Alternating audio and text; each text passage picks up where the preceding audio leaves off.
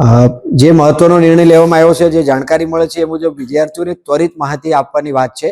આમ પણ આ પ્રકારે એફઆરઆરઓની જે સિસ્ટમ છે વિદેશ મંત્રાલયની, એમાં ભારતમાં જે વિદેશના વિદ્યાર્થીઓ અભ્યાસ કરતા હોય છે એમની માહિતી આમ પણ અમે અપડેટ કરતા હતા, અને આ એક ત્વરિત અપડેટ કરવાની વાત છે, તો ત્વરિત પણ અપડેટ કરી દઈશું.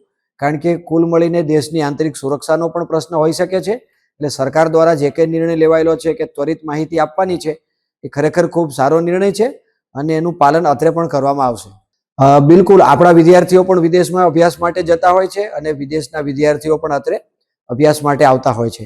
તો બંને દેશના લોકોને એક જ કહી શકાય કે રૂલ ઓફ ધી લેન્ડ છે એનું આપણે પાલન કરવું જોઈએ. જે ધરતી પર જઈએ છીએ, ધરતીનો જે કાયદો છે એ ધરતીના કાયદાનું પાલન આપણા વિદ્યાર્થીઓએ પણ ત્યાં જઈ કરવું જોઈએ, અને વિદેશના વિદ્યાર્થીઓ અત્રે આવે છે તો એમને પણ આપણા નિયમનું પાલન કરવું જોઈએ. ત્વરિત માહિતી આપવાનો ચોક્કસ પ્રયત્ન કરવામાં આવશે.